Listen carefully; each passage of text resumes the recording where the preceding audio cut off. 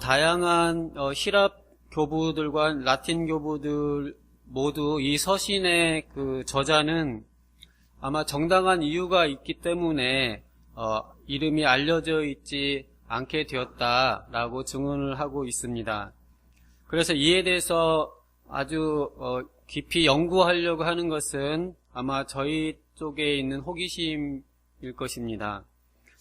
하나님의 성령께서 저자이시기 때문에 성령께서 어떤 붓을 기록하는 데 사용하셨는지 모른다고 하여도 그 권위를 조금도 결코 훼손하지 않을 것입니다. 저자가 바울인지 또 누가인지 또 바나바인지 또 클레멘트이든지 혹 다른 사람이든지 간에 저자의 주요한 목적은 히브리인들, 즉 당시에 예루살렘에 아직 남아있었던 유대인들, 또 그 이름한 유대인들을 다 말하는데 이들에게 이 그리스도 예수께서 단지 구속자이실 뿐만 아니라 그리스도의 강림으로 말미암아서 모든 제식들이 종료되어야 했다. 이것을 설득하기 위한 것이었습니다. 또 그리스도의 교리가 모든 선지자들의 결론이기 때문에 모세는 그리스도보다 열등할 뿐만 아니라 어떤 천사들까지도 그리스도보다는 열등한 존재라고 말하고 있습니다. 그들은 종들이고 그리스도께서 주님이십니다. 하지만 이 주님은 특별하셔서 주님이시지만 우리의 인성을 취하시고 우리의 형제가 되셔서 우리에게 그 자신을 통하여 우리 구원을 확신하게 하셨습니다. 또 그리스도는 저 영원한 제사장이시기 때문에 레위의 모든 제사장들은 그분의 그림자일 뿐이므로 그리스도의 강림으로 그들의 사역은 마치게 되었고 모든 속죄 제사들은 폐지되어야 한다고 가르치고 있습니다. 또한 그리스도는 이 부분은 7장 11절에서 12장 18절까지 계속 나타나 있습니다. 또 그리스도는 과거 모든 선지자들이 증거한 그 선지자라고 말하고 있습니다. 또한 참으로 만물이 복종하는 그 왕이라고 말을 하고 있습니다. 그러므로 옛 족장들의 본을 받아서 우리는 반드시 변함없이 그리스도만을 믿어야 한다라고 말합니다. 따라서 그리스도의 의로 이제 거룩하게 되고 또 그리스도의 지혜로 이제 가르침을 받고 또 그리스도의 권능으로 다스림을 받으면서 우리가 흔들림 없이 그리고 용맹스럽게 우리 눈앞에 놓여진 저 기쁨의 소망 가운데서 끝까지 인내하며 하나님께 감사하면서 동시에 이웃에게 성실한 기독교인의 실천에 부지런히 힘쓸 수 있도록 힘쓰라고 말을 하고 있습니다. 오늘 말씀의 제목은 감사로 제사 드리는 교회다, 이렇게 제목을 잡아봤습니다. 구약의 제사는 크게 두 가지 성격을 갖고 있었습니다. 그래서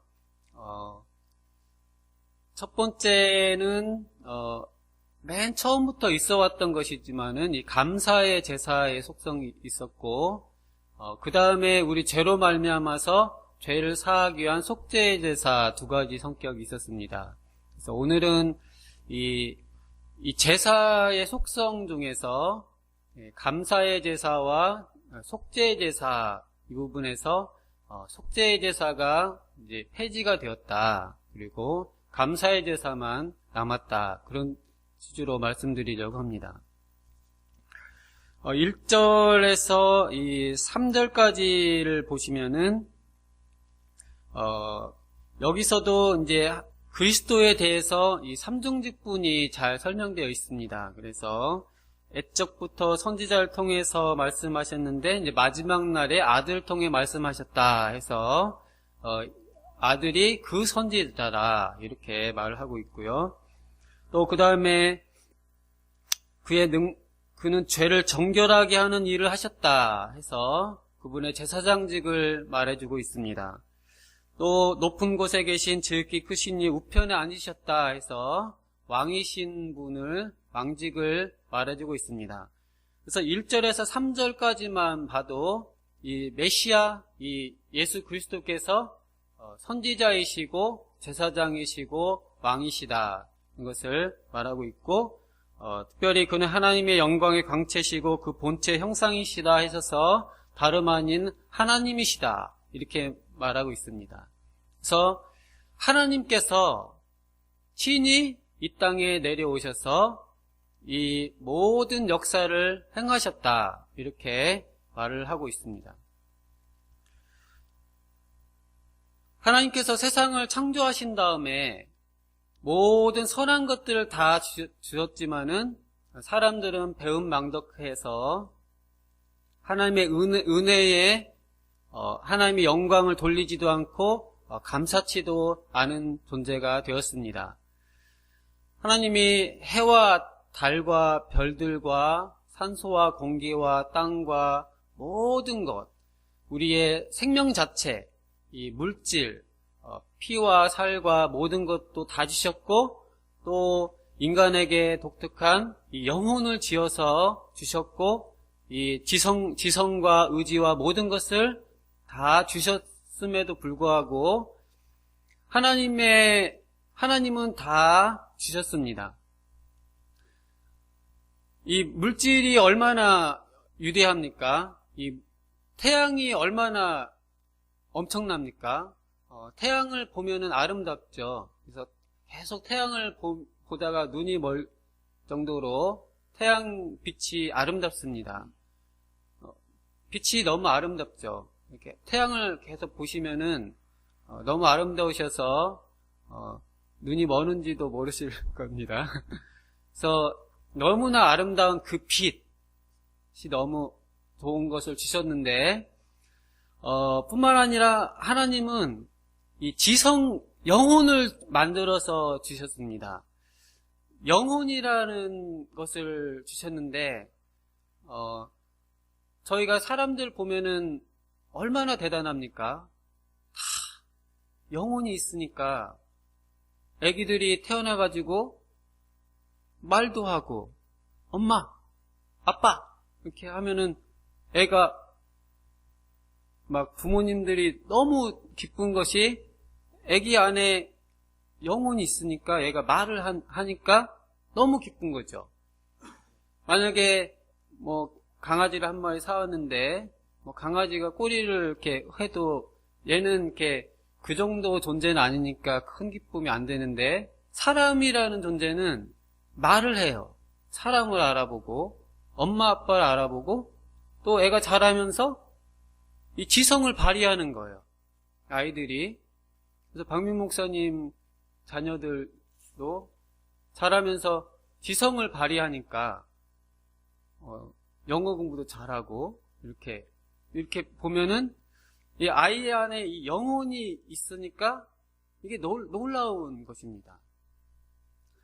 또 인간의 지혜와 지성이 얼마나 놀랍습니까? 이 건물도 짓고, 이 고가도로, 저도 이 고가도로, 특히 저기 이제 고속도로 이렇게 진입할 때나 고속도로를 보면은 이거 사람이 만들었나, 엄청난 그런 느낌도 있고, 또 63빌딩이라든지 큰 마천루들을 보면서도 사람이 대단하다, 이런 생각도 들고, 또 이런 그 건물 건축술뿐만 아니라 이 건축 분야가 이게 대단하더라고요. 제가 이 친구 중에 이제 건축학과 애가 하나 있는데, 저는 이제 건축이 뭐 대단하나 했는데, 걔가 결혼을 좀 일찍 해서 한번 봤습니다. 그랬더니 건축학과 애들이 다 머리가 막 이렇게 파마를 하고 예술가들처럼 다 이렇게 생겼더라고요. 그래서 건축학과들이 원래 이렇나 했는데, 건축학과들이 예술가들이라고 하더라고요. 그리고 잘 나가기도 하고요. 건축 설계사들이 잘 나가기도 하고. 그래서 제가 건축가 학생 친구를 다시 보게 됐습니다. 너무 다 예술가더라고요. 뿐만 아니라 인간 지성이 얼마나 대단한지는 엔터테인먼트라든지 여러 가지 또 문학과 철학이라든지 다양한 걸 보면은 인간 지성 영혼이 얼마나 대단한지를 알 수 있는데, 이것을 하나님이 지으셨다는 거예요. 이 영혼을 무에서 지으셨다는 거죠. 그러니까 저희가 영혼을 볼 때 이슬처럼, 새벽 이슬처럼 영롱하다고 우리가 이제 상상을 할 때는 영혼을 아주 투명하고 영롱한 무슨 구슬처럼 이렇게 표시하듯이 이렇게 영혼이 너무 아름다운 존재인데 그걸 하나님이 만들어 주셨습니다.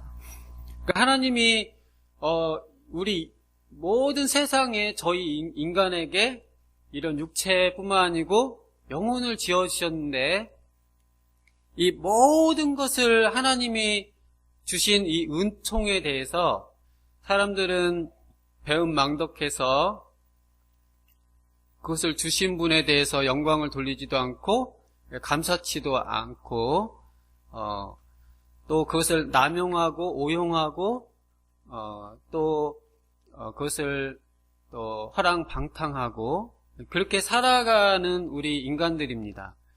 그러니까 하나님이 안 주신 것이 없고 우리한테 있다는 좋은 것은 다 주셨어요. 다 주셨는데 이 세상 사람 중에 누가 감사를 합니까?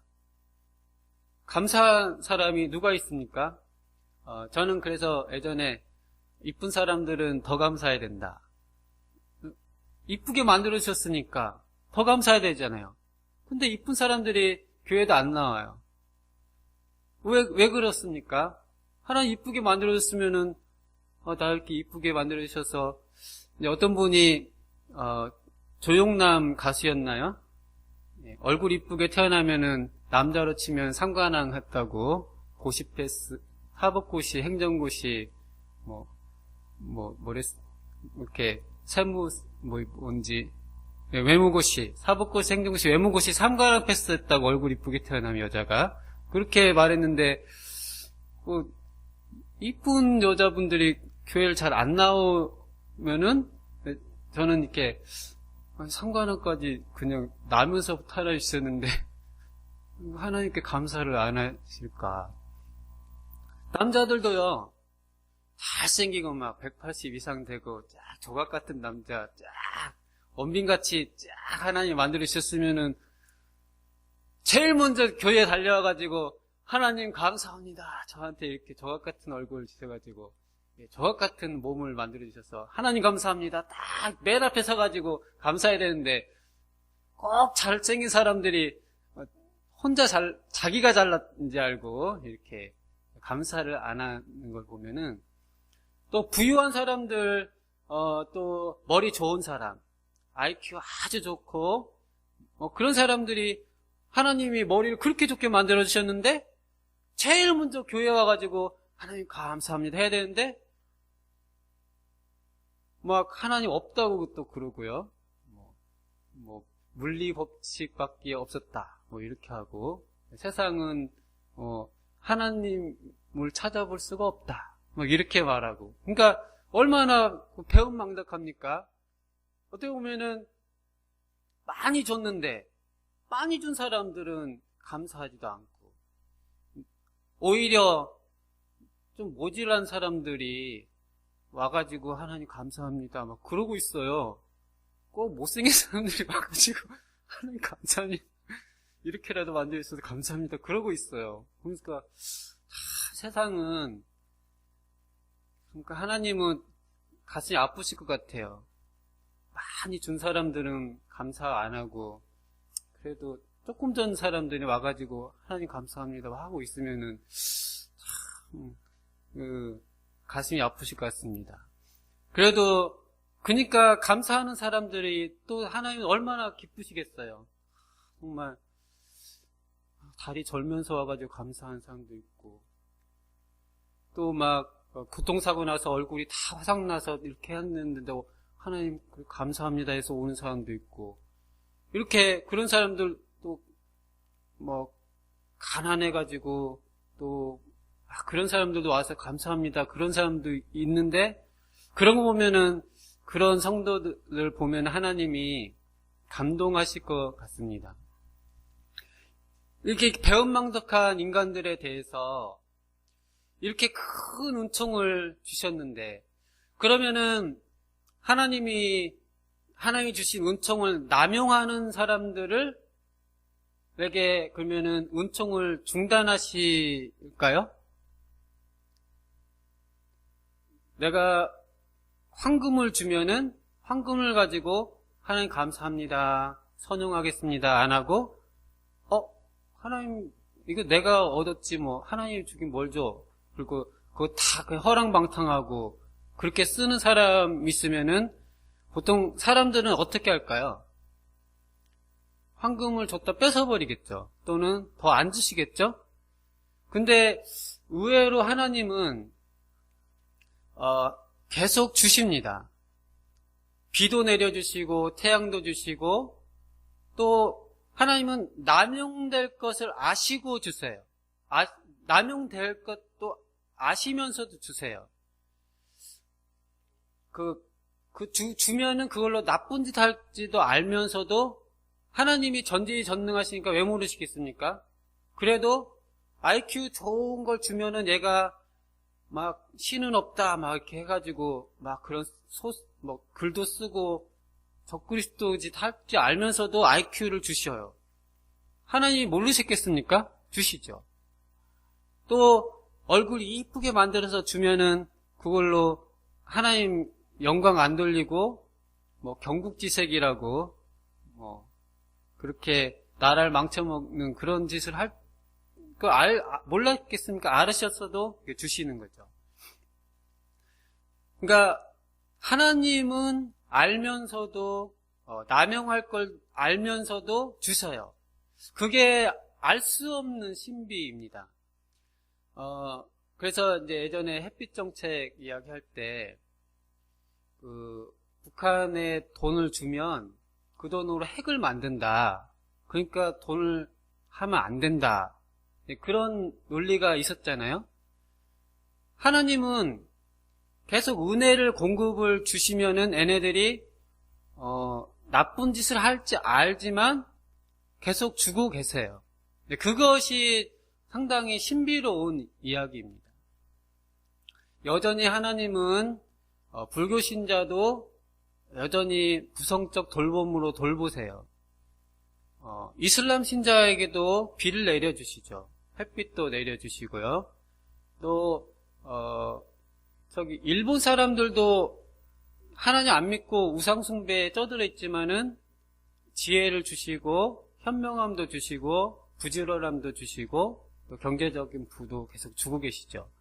그러니까 하나님 어떤 분들은 그건 사단이 주는 거야.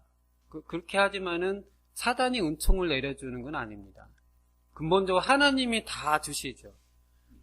사단이 하는 것은 주신 은총에 대해서 남용하거나 허랑방탕하게 하거나 배은망덕하게 하거나 감사치 않게 하거나 그런 짓을 하는 게 사단이지 사단이 뭘 만들어줄 능력은 없습니다. 다 하나님이 주시죠. 사단이 옆에서 감사하긴 뭐 감사해 이렇게 하고 그거 더 받았으면 조금 받은 거야 이렇게 해가지고 이거 선용하지 마 네 맘대로 써 이렇게 하고 그렇게 하는 게 사단이 하는 짓이죠. 하나님은 계속 은혜를 내려주십니다. 근데 이렇게 감사치도 않은 인간들에 대해서 하나님은 계속 은혜를 내려주십니다. 그걸로 나쁜 짓을 할지라도 계속 내려주십니다. 그리고 이 배은망덕한 인간들을 위해서 결국은 자기 자신을 약속해 주셨습니다. 나의 아들 메시아를 보내서 너희의 배은망덕한 은혜도 모르는 그 죄를 또 내 아들 십자가에 지워서 또 죄를 갚을 기회를 주겠다. 이렇게 약속을 하셨습니다. 그것이 이제 구약의 에베소서부터 계속 아브라함부터 내려온 이 메시아에 대한 언약인데, 이 메시아 그리스도를 통해서 결국 배은망덕한 또 하나님의 은총을 남용하고 방탕한 오용한 이 죄악, 감사치 않은 배은망덕한 죄에 대해서 메시아를 통해서 그 죄를 감당시켜 주겠다, 이렇게 약속을 해오신 것이고, 그 죄를 대속하는 방법으로 속죄하는 방법을 제시해 주신 것이 모세를 통해서 레위의 제사법들이 이 죄를 대속한, 그래서 짐승의 피로 일단은 대속하는 여러 가지 제사법들을 보여주셨습니다. 그래서 이 큰 제사는 이 대속의 제사법들을 계속 보여주셔서 이렇게 약속을 하셨습니다. 이 약속에 대해서 지금부터 2000년 전에 이제 하나님이 이제 인간이 되셔서 이 땅에 사람이요 인간이 되셔서 강림을 하셨습니다. 강림하셔서 십자가에서 인류의 모든 죄짐을 그 안에 지시고 십자가에서 대속의 사역을 하셨습니다. 이것이 이제 복음이죠. 복음이 모든 죄를 예수님이 십자가에 모든 죄에 대해서 단번에 골고다 언덕에서 그 피로 다 사한 사역을 하셨습니다. 이 사역을 통해서 인류의 과거와 현재와 미래의 모든 구원받을 자들의 모든 죄를 하나님 자신이 그 아들이 다 짊어지시고 깨끗하게 그 피로 사하신 것입니다. 이 사역이 예수 그리스도의 십자가 대속 사역입니다. 그 전까지는 동물 제사를 계속 이제 동물이든지 양, 소, 또 이렇게 꼭 피가 아니어도 재물 이런 것들 사용해서 속죄에 했는데 성경에서는 그러면은 이 짐승의 피가 실제로 속죄하는 효력이 있었냐? 이거에 대해서는 그렇지는 않다고 합니다. 즉 이거는 예행 연습이고요. 짐승의 피에 죄를 사하는 효력이 있는 건 아니고 이게 예수님의 피의 효력을 의존해 있는 하나의 모형이라는 거예요. 그러니까 이거는 그냥 보여주는 거지 짐승 피가 죄를 사할 능력 자체는 없었어요. 예수님이 피를 흘리심으로써 짐승 피들이 다 나중에 효력을 그때 얻게 되는 거죠. 그러니까 그것은 일종의 그림자였다는 것입니다. 그리고 이제 예수님의 피 흘리셔서 모든 죄사함을 마치셨기 때문에 이제 더 이상 이 속죄의 이 짐승 같은 제물의 피가 필요할까요? 이제는 예수님의 피로 이제 더 이상 이런 속죄의 제사가 필요 없다는 것입니다. 이것이 성경이 말하는 속죄 제사가 폐지되었다. 그리고 저희도 지금 이런 걸 안 하잖아요. 저희가 매번 양을 이렇게 죽여서 이렇게 태우고 그런 일을 안 하는 이유가 기독교인들이 뭐 이상한 사람들의 사상에 의해서 뭐 하던 일을 갑자기 안 하게 되었다 그런 게 아니고요. 성경은 하나님의 경륜 속에서 그것이 임무를 다 했기 때문에 이제 안 해도 된다 이렇게 하나님이 말씀하신 거예요. 그러니까 지금 저희가 이 피제사를 안 드리는 거예요. 그거는 갑자기 새로운 사상이 나타나서 그렇게 된 게 아니고요. 하나님의 역사 속에서 진짜로 양으로 드리는 속죄 제사는 맞춰졌어요. 그래서 저희가 안 하는 거예요. 저희가 안 하는 것은 하나님 말씀대로 안 하고 있는 것입니다. 만약에 하나님 말씀대로 지금도 동물의 제사가 필요하면 저희는 지금도 해야 되는 거예요. 그러니까 하나님의 말씀으로 이제 그만해라. 이건 다 마쳤으니까 그렇게 하셨기 때문이다. 히브리서가 강조하는 것이 이제 그 레위 제사장은 주된 임무가 속죄를 섬기던 사람들이기 때문에 레위 제사장들은 이제 임무를 다 했다. 즉 이제 안 좋게 말하면은 이제 직업을 잃었다 이거죠. 이제 다 끝났다 그 일이. 그리고 이제 그 속죄 제사도 다 마쳤다. 이게 히브리서가 강조하는 것입니다. 히브리서에서 이제 더 이상 이 속죄하는 제사는 이제 필요가 없다 분명히 말하고 있습니다. 얼마 예전에 조금 들어봤는데요. 그 영복교회에서 그랬다고 하더라고요.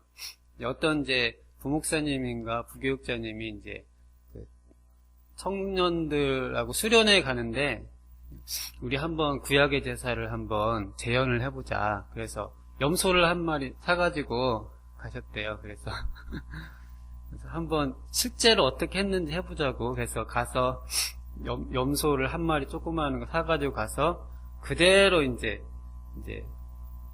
죽여서 피를 해가지고 이렇게. 그래서 이제 애들이 다 토하고 기절하고 막 울고 난리가 났다고. 그래서 그런 분도 계시더라고요. 그러니까 지금은 이제 더 이상 그럴 필요가 없습니다. 더 이상 예수님이 친히 다 하셨기 때문에 그럴 필요가 없다. 그래서 이제 또 한편으로는 이제 이 동물들도 이제 예수님의 대속으로 말미암아서 더 이상 희생될 필요가 없어요. 그래서 양소들도 이제 더 이상 죽을 필요가 없다는 동물들에게도 희소식이죠. 그렇죠? 근데 또 이제 어떤 분은 또 이렇게 말하면은 이렇게 말하는 분도 있어요. 그러면 예수님이 그냥 좀 더 일찍 돌아가셨으면은 그 많은 그 양이랑 소랑 불쌍한 소랑 양이랑 안 죽었을 텐데 이제 이런 사람도 있는데 이제 그거는 예수님 빨리 죽으셨어야 된다 그런 말이니까 좀 심한 말이죠. 아무튼 그래도 짐승들이야 뭐 죽을 수 있는 거잖아요. 근데 그래도 이제 예수님이 대속을 하셨기 때문에 더 이상 이제 또 양과 소들은 더 안 죽어도 되는 면이 있습니다. 그래서 그러니까 예수님의 이 속죄 제사에 대해서 히브리서가 분명히 말을 하고 있습니다. 그러면 이제 무엇이 남았느냐 이거에 대해서 이제 원래 제사가 예배가 원래 속죄보다는 감사 성격이 원래 강했습니다. 그러니까 성경에 보면은 하나님이 주신 역사를 경험하고 나서 그 다음에 단을 쌓아요. 그러니까 이 아브라함이든지 야곱이든지 이렇게 단을 쌓아갈 때 그 단은 원래는 다 감사단들입니다.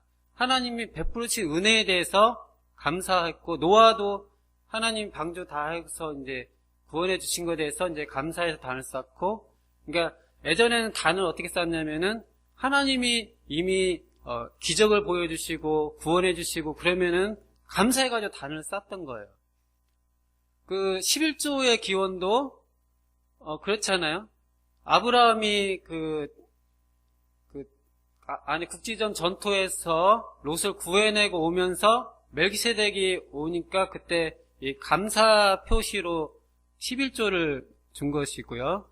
그 다음에 야곱이 돌베개에 베고 잘 때 하나님이 나를 다시 무사히 아버지 집에 고향으로 무사히 돌아가게 해주시면은 내가 평생 11조를 드리겠다고 서원하잖아요.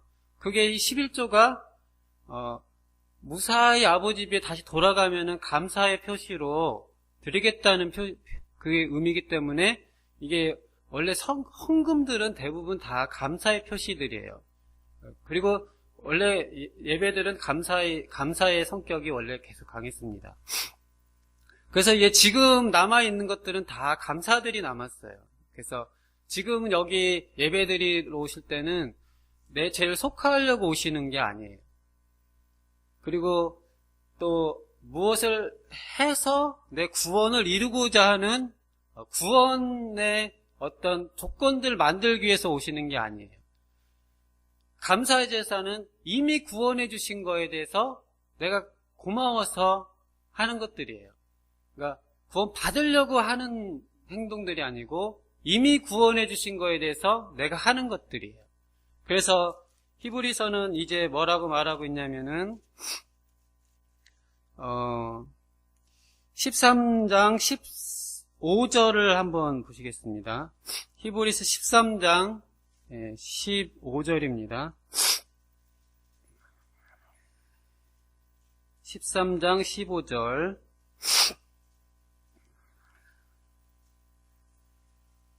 읽어보겠습니다. 그러므로 우리는 예수로 말미암아 항상 찬송의 제사를 하나님께 드리자. 이는 그 이름을 증언하는 입술의 열매니라. 그러니까 예수님께서 다 짊어지시고 하셨으니까 영문 밖으로 그에게 나아가자 이렇게 말하며 이제 우리는 예수로 말미암아서 항상 찬송의 제사를 하나님께 드리자. 구원해 주신 거에 대해서 감사해서 찬송을 드리자 이렇게 말하고 있습니다. 그러니까 이제 저희가 하는 모든 예배는 다 주신 은혜에 감사해서 이 은혜를 어찌 보답할꼬 해서 감사해서 나오는 것들입니다. 그래서 히브리서에서는 특별하게 이제 모이기를 힘써라. 히브리서에서 모이기를 패하는 자들처럼 하지 말고 모이기를 힘쓰라. 왜 모이냐? 왜 모이기를 힘써야 되냐? 그거는 이제 속죄 제사 드리려고 모이라는 게 아니에요. 구원을 이루기 위해서 모이라는 게 아니에요.